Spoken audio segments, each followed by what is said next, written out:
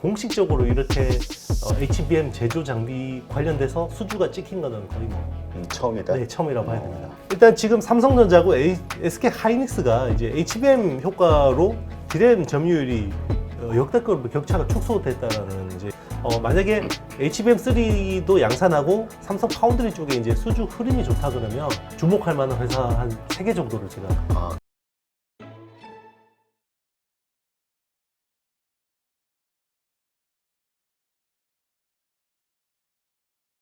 자, 오늘 그 미국의 정규장에서 델이죠.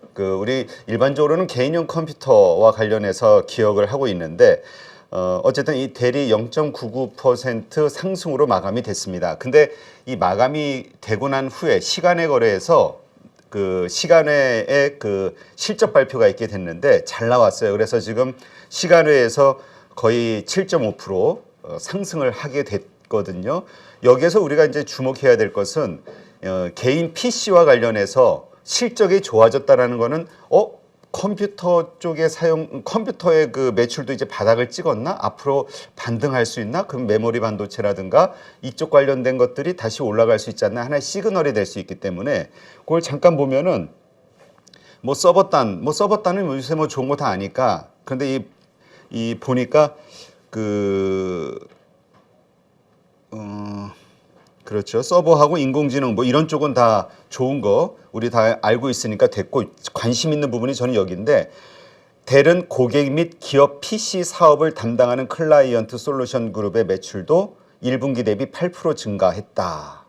네, 바로 이 부분인 것 같습니다. 그래서 이제 시스코라든가 이 네트워크 장비들에 대한 기대감을 표현하는 것을 보면은, 네, 이것이 반도체 관련해서도 뭔가 하나의 바닥 시그널이 될 수 있지 않을까? 네, 이런 점이 떠오르네요. 자, 지금 잠깐 말씀드렸는데 네네. 이거 긍정적인 뉴스죠? 네, 맞습니다. 어쨌든 지금 바닥은 잡았다고 볼 수 있는 거고요. 일단 이제 수출 이제 그 수치는 회복되고 있는데 아직까지 가격 반등이 우리가 기대한 것만큼은 안 되고 있고요. 그러니까 이제 수요 측면에서 보면 AI 반도체 수요는 너무 좋아요. 지금도 너무 좋고, 그러니까 사실 엔비디아만 굉장히 해피한 상황이고, 이제 내구 소비재인 이제 스마트폰이나 PC 쪽이 아직까지는 좀 이제 기대에 못 미치고, 특히 스마트폰 쪽이 안 좋습니다. 그리고 이제 서버 같은 경우도 일반 이제 엔터프라이즈향이나 이런 서버들은 안 좋은데, 하이엔드 쪽, 하이 퍼포먼스 컴퓨팅이라고 해서 요즘에 우리 AI 그 어떤 데이터 그 학습용 이런 슈퍼컴퓨터 수요만 좋거든요. 그래서 이제 HBM 쪽을 봐야 되는 거고, 조금 전에 공시 하나 나온 게 있어요. 한미 반도체가 SK 하이닉스 이제 HBM 제조를 위한 어떤 수주 공시를 했는데 415억 원 규모고요. 전년 매출 대비해서 12% 정도. 네, 그러니까 사실은 그동안 이제 HBM 수혜주라는 업체들은 되게 많았는데 공식적으로 이렇게 HBM 제조 장비 관련돼서 수주가 찍힌 거는 거의 처음이다. 네, 처음이라고 봐야 됩니다. 알겠습니다. 자, 그러면 일단 HBM 네. 하면은 삼성전자, 하이닉스 지금 치열한 경쟁을 얘기 안 할 수 없는데 여기서부터 한번 좀 이야기를 풀어주시죠. 네네. 일단 이제 HBM 시장은요, 우리 처음에 예상한 것보다 계속해서 성장하고 있어요. 그러니까 상향 조정되고 있는데, 원래 그 트렌드 포스에서 당초 전망했던 거는 향후 5년 동안 50%, 40% 성장할 거다라고 이야기했는데, 지금 전망하고 있는 거는 100%가 넘어요.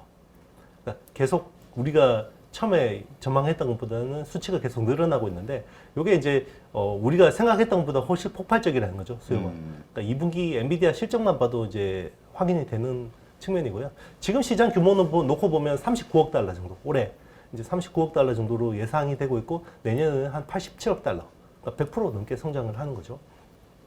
넘게 성장을 하는 거고, 그 AI 반도체라는 시장 규모가 올해 보면 한 300억 달러 정도 예상이 됩니다.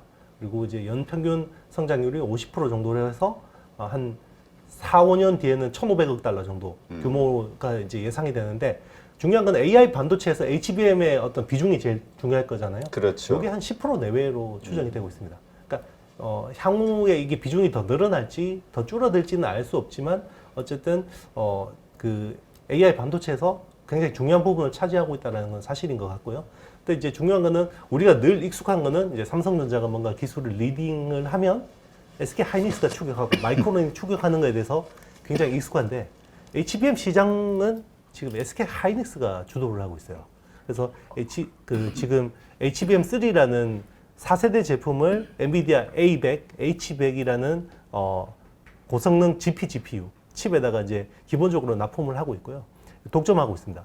그런데 이제 삼성이 약속의 9월이죠. 네, 9월부터 HBM3를 양산하겠다라고 이제 공언을 했고 이제 경계현 DS 부문 사장이 이제 공식화한 거고요. 그 HBM3뿐만 아니라 HBM3와 함께 이제 그 코어스라고 하는 칩온 웨이퍼온 서브스트레이트라고 하는 2.5D 구조죠. GPU하고 HBM 아파트가 이 실리콘 인터포저를 통해서 이렇게 연결되는 우리 2.5D 구조까지 해주겠다. 턴키로 해주겠다라고 이야기를 하고 있고 만약에 이게 성공을 한다 그러면 삼성 파운드리 관련주들도 이제 AI 반도체 쇠주로 엮일 수가 있는 굉장히 중요한 기점인 거고요. 그게 9월인데 굉장히 9월 1일 날 스타트가 좋은 것 같아요. HBM 이제 수주 발표가 나오는 것만 봐도 네. 이제 굉장히 또 삼성 쪽에서 좀 긍정적인 뉴스 흐름들이 나올 수도 있지 않을까 생각합니다. 그래서 제가 이제 준비한 자료가 하나 있는데요. 일단 지금 삼성전자하고 SK 하이닉스가 이제 HBM 효과로 DRAM 점유율이 역대급으로 격차가 축소됐다라는 이제 자료가 나왔고요. 이거는 이제 트렌드 포스트 자료예요. 네. 2분기 기준으로 지금 삼성전자가 DRAM 시장 점유율이 40%가 깨졌습니다. 이게 26개 분기만이고요. 거의 진짜 40% 깨진 게 굉장히 이례적인 거고, 지금 SK 하이닉스 같은 경우 30%를 돌파를 했어요. 30.1%를 이제 기록했고, 요게 2020년 2분기 이후에 3년 만에 지금 30% 점유율을 넘어섰는데, 요게 뭐 때문이냐? HBM 때문입니다. 네, HBM 그 매출 비중이 지금 SK 하이닉스 내에서 HBM 매출 비중이 한 15% 정도로 추정이 됩니다. 아, 요건, 그래요? 네, 요건 제 개인적인 추정이에요. 개인적인 생각에. 네, 그러니까 제가 데이터를 가지고 이제 좀 하긴 했는데 정확하지는 않아요. 왜냐면 2분기 실적 발표에서 SK 하이닉스가 GDDR하고 HBM을 섞어서 발표를 했어요. 요 비중이 20%라고 했는데 제가 이렇게 대충 발라서 보니까 한 대충 15% 정도 되는 것 같습니다. 그리고 연내 HBM 쪽 매출 비중이 20%까지 갈 것 같아요. 하이닉스에서. 요 효과 덕분에 지금 이제 점유율 격차가 이렇게 줄어들었다고 볼 수 있는 거고요. 이제 9월에 진짜 이제 삼성전자가 HBM3를 이제 양산하는지가 되게 중요한데요. 만약에 HBM3도 양산하고 삼성 파운드리 쪽에 이제 수주 흐름이 좋다 그러면 주목할 만한 회사 한 3개 정도를 제가 그래요? 네, 한번 이제 보고 있는 회사인데 요건 이제 절대 추천하는 건 아니고 그러니까 개인적으로 지금 네, 주목하고 있는 네네 회사. 맞습니다. 요거는 이제 삼성 파운드리가 그러니까 관심 있으시면 이제 네네. 좀 더 공부하시고 네네 맞습니다. 하시면 되는 거죠. 네, 잘 될 경우에 이제 일단 이제 그 지금 본딩 장비가 이제 대규모 수주가 나오고 장비가 막 깔리면 여기 장비가 팡팡 돌아갈 거 아니에요. 그렇죠. 그러면 장비 내에서 소모품들이 많이 상합니다. 이렇게 가동이 되면 우리 식각 장비가 많이 깔리면서 SiC 실리콘 카바이드라는 파츠 시장이 굉장히 커졌잖아요. 네. 그러면서 이제 TCK라는 업체가 한 10배가 올랐어요, 그때. 주가가. 많이 올랐네. 네. 그때 식각 그 사이클에서 10배가 올랐는데, 그러면 본딩 장비가 이렇게 많이 깔리면, 거기서 TCK 같은 포지션의 회사가 없을까? 라고 이제 생각해 보면, 미코라는 회사가 있어요. 미코라는 회사가 이제 거기 본딩 장비 안에 들어가는 펄스 히터라는 이제 소모품을 합니다. 그러니까 그 본딩이라는 거는 온도를 막 550도까지 올렸다가 훅 낮춰야 돼요. 그러면 이게 세라믹 소재라고 해도 수축 팽창이 일어나잖아요. 그렇죠. 그러면 이게 크랙이 생기죠. 그래서 이제 어느 정도 쓰다가 갈아줘야 되는데요. 그런 쪽은 지금 사실 일본 회사가 잘합니다. 이제 일본 회사가 잘하는데 일본 회사들의 특징은 아무리 수요가 많아져도 캐파 증설이 굉장히 보수적이라는 거고, 그런 부분을 우리 국내 기업들이 치고 들어갈 수 있는 여지가 많거든요. 그래서 미코라는 회사가 약간 그런 국산화에서 좀 많은 역할을 할 수 있지 않을까 생각하고 있고요. 그러니까 굉장히 특이한 거는 보통 이제 우리 파츠 업체들 보면 삼성 쪽 벤더하고 SK 하이닉스 쪽 벤더들이 쫙 이렇게 갈라져 있잖아요. 그렇죠. 예, 아직 본더 시장 그러지는 않습니다. 그래서 이 회사 같은 경우는 삼성 쪽 그 장비 회사도 납품을 하고요. 그리고 SK 하이닉스 쪽 장비 회사에도 납품을 할 수 있는 네, 그런 구조를 가지고 있습니다. 그래서 이 미코 같은 경우는 워낙 그 다양한 제품들을 만들기 때문에 어디다 갖다 붙여도 다 붙는다고. 맞아요. 아까 저 김민수 대표도 그 얘기를 잠깐 했는데. 그렇죠. 그리고 약간 지주사 성격이 있어요. 그래서 코미코도 있고 미코 바이오라는 회사도 있고 여러 가지 회사들이 있는데 그 지주사임에도 불구하고 이제 사업을 하는 거죠. 이제 펄스 히터 쪽은 이제 미코에서 이제 하는 걸로 앞으로 굉장히 공격적으로 이제 많이 할 것 같습니다. 그 미코 세라믹이라는 회사 지분을 많이 팔았는데요. 그것 때문에 오히려 주가가 빠졌었어요. 그런데 사실은 그 지분을 판 게 펄스 히터 쪽으로 이제 배팅을 해야 되기 때문에 네, 캐파 투자를 위해서 이제 현금을 확보한 거라고 이제 추정을 하고 있고 다만 이 회사가 지금 환기 종목으로 지정이 돼 있어요. 그래서 약간 투자하기엔 좀 약간 꺼리는 측면들이 있는데 요거는 이제 뭐 아직까지 정확한 그 100% 제가 정확한 내용은 알 수 없지만 어쨌든 저 나름대로 확인을 해보니 요게 이제 전에 담당했던 회계법인하고 새로 지정된 회계법인 사이에 뭔가 알력이 있었나 봐요. 그러니까 그 전 회계법인에서는 문제가 없다라고 했던 내용들이 새로 이제 지정된 회계법인에서는 요건 문제가 있다. 그래서 좀 심플합니다. 그러면 전에 회계법인이 우리가 잘못했어요라고 해서 써주면 되는데 안 써주죠.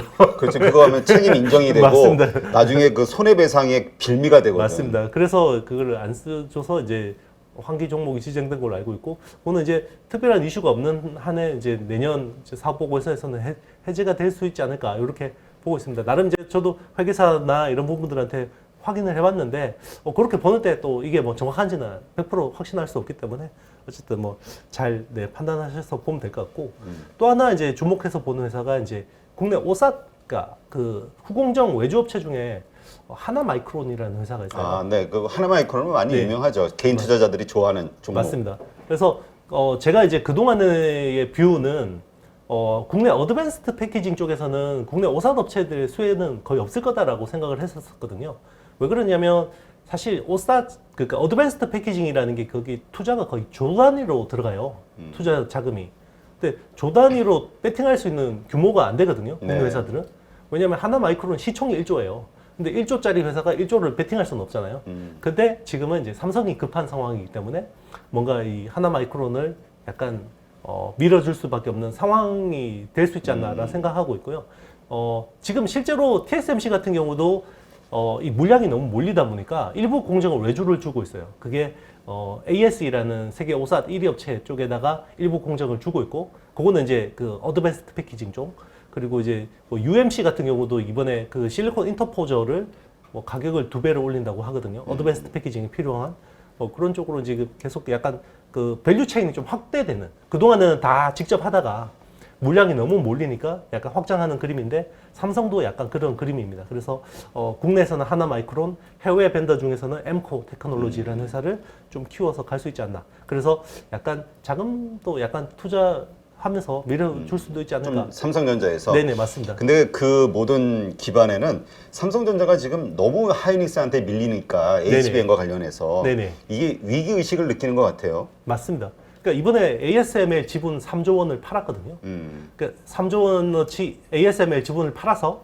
지금 어드밴스드 패키징 쪽으로 투자를 해야 되는 상황이에요. 그리고 지금 시간이 굉장히 촉박하잖아요. 그렇죠. 그러니까 시간이 뭔가 촉박하고 예외적인 상황일 때는 어떤 업체들한테는 또 기회가 될 수 있거든요. 그 중에 하나가 이제 뭐 미코라는 회사하고 하나마이크론이라는 회사를 좀 그렇게 주목해서 보고 있습니다. 네.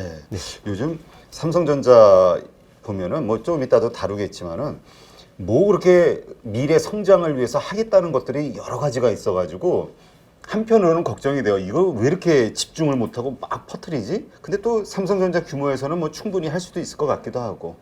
그렇죠. 이게 말이 많은 거는 뭔가 불안한 거죠. 그렇지. 경영진들이 내가 일하고 있는 걸 자꾸 막 맞습니다. 확인시켜주고 하는 것 같아. 나 그렇죠. 이런 일을 하고 있어. 뭐 맞습니다. 지금 잘하고 있어. 이런 거. 그렇죠. 그러니까 위기의식. 맞습니다. 지난 7월에 그 개발실장 자리 2개가 중간 인사가 났거든요. 아, 그래요? 네네. 그 개발실장이면 부사장급이에요.